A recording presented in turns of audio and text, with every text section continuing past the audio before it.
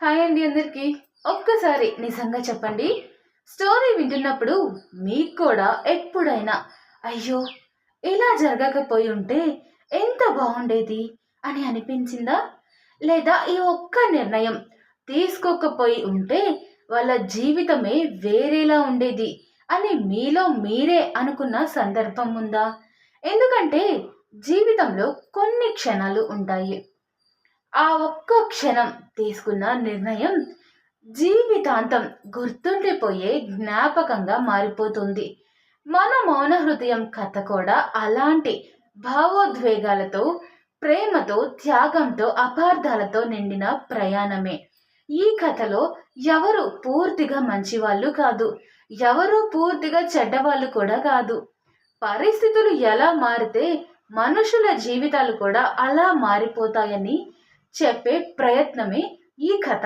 మరి ఈరోజు ఎపిసోడ్లో ఎవరి మనసు ఏ నిర్ణయం తీసుకుంటుంది? ఎవరి జీవితంలో కొత్త మలుపు మొదలవుతుంది? ఎవరి నవ్వు వెనకాల కొత్త బాధ దాగి ఉంటుంది? తెలుసుకోవాలనుకుంటే ఇక ఆలస్యం చేయకుండా స్టోరీలోకి వెళ్దాం, వచ్చేయండి. దీక్ష కోపంతో రగిలిపోతుంది. కానీ తనని రెండు కళ్ళు ఎప్పుడూ చూస్తూనే ఉంటాయి. అది దీక్షకు తెలీదు. ఎవరి సంతోషాలతో వాళ్ళు, ఎవరి బాధలతో వాళ్ళు, ఎవరి కుట్రలతో వాళ్ళు ఉంటారు.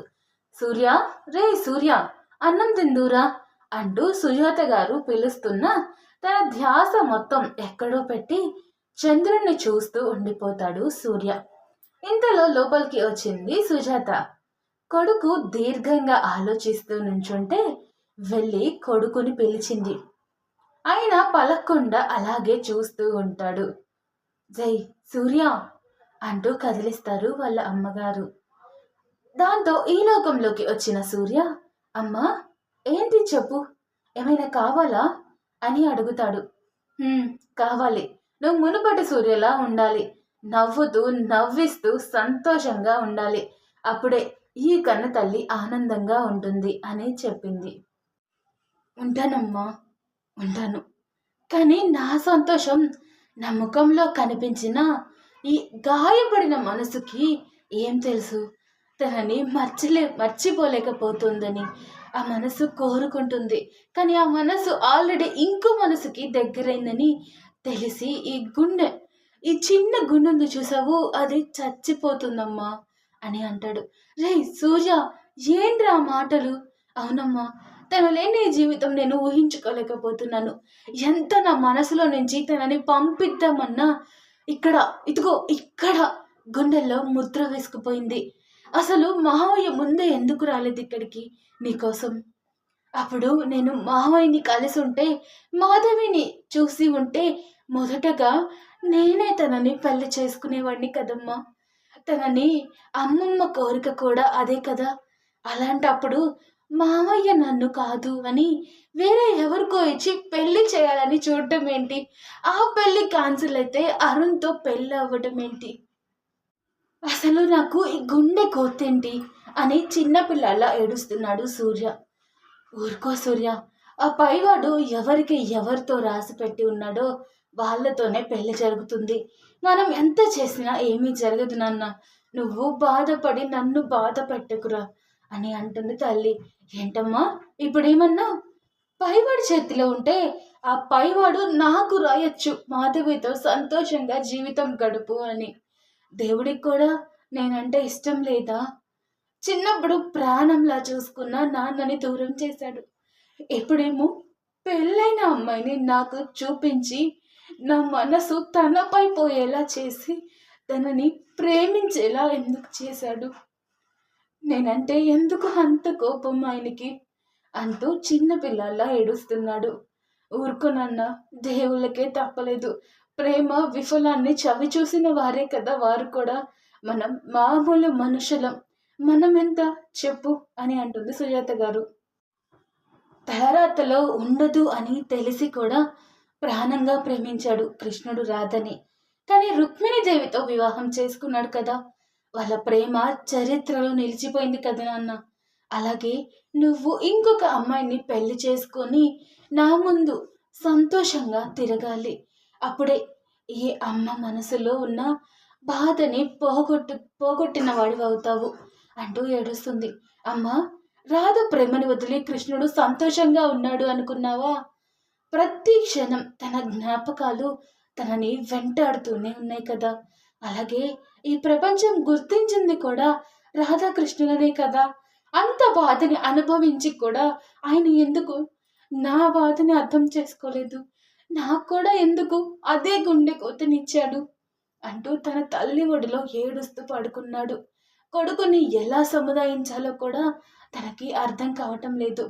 అలానే తన తల్లి ఒడిలో పడుకున్న సూర్య బాధ తగ్గేది కాదు. అయినా తల్లి ఒడి కదా, అలానే నిద్రపోయాడు సూర్య.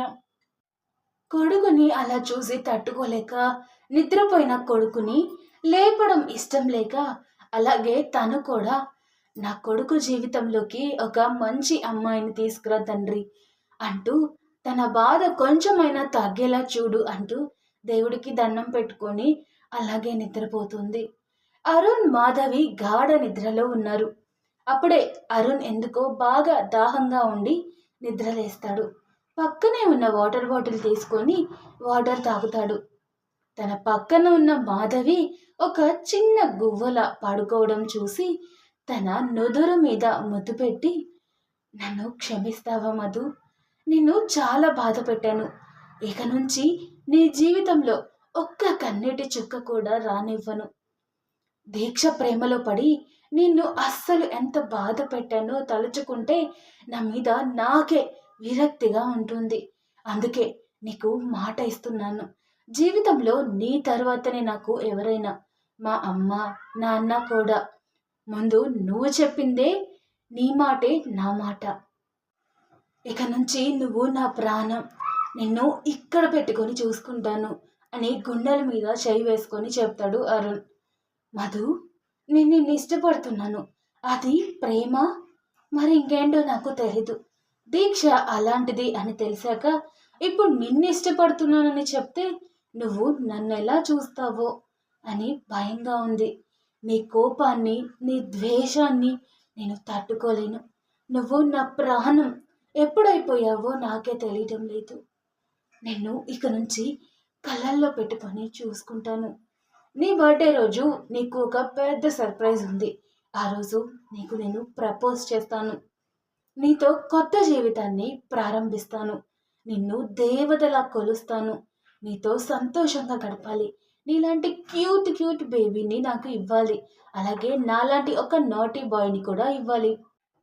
చాలు, ఇంకా ఈ లైఫ్ నీ ముందే చెప్తున్నా.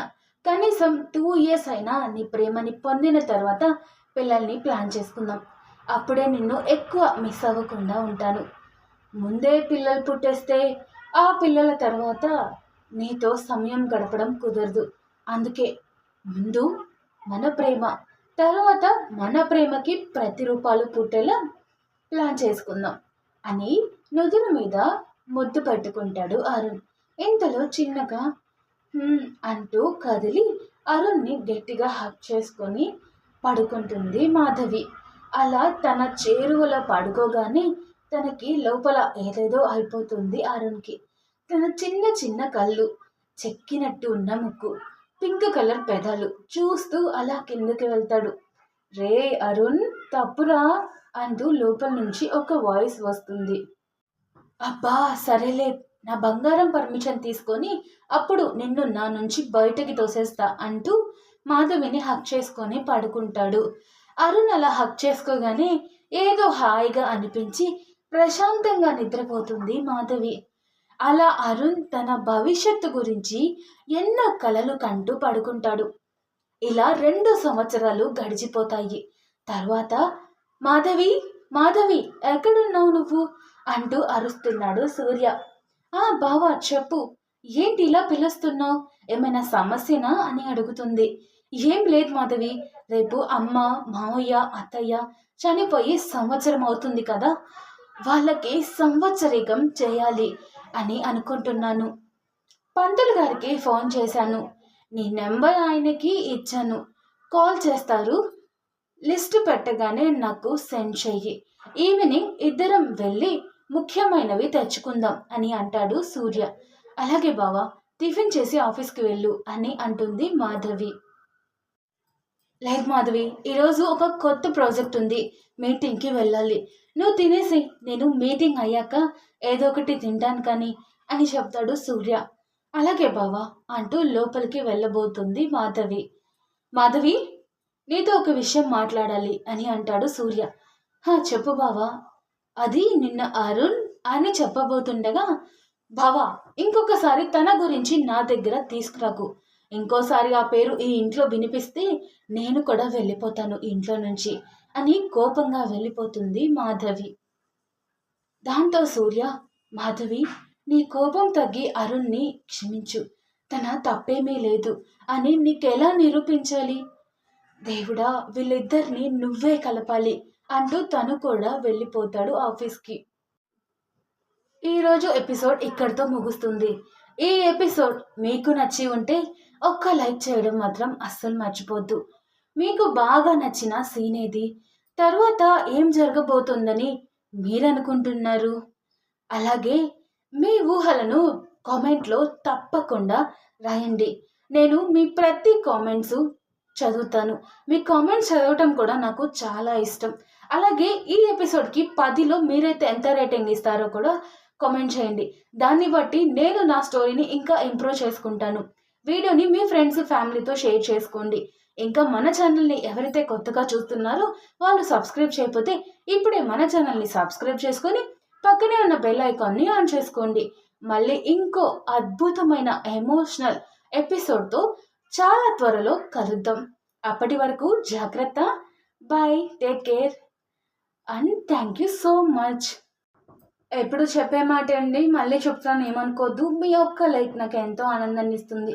మీ ఒక్క కమెంట్ నా స్టోరీ మీకు ఎలా అనిపించిందో నాకు తెలిసేలా చేస్తుంది. మీ ఒక్క షేర్ నా స్టోరీని ఇంకొంతమందికి చేరేలా చేస్తుంది. అలాగే మీ ఒక్క సబ్స్క్రైబ్ మీరు నాతో పాటే ఉన్నారు అనే ధైర్యాన్ని, నమ్మకాన్ని నాకు ఇస్తుంది. ఆ ధైర్యాన్ని, నమ్మకాన్ని నాకు ఇస్తారని ఆశిస్తున్నాను. Thank you.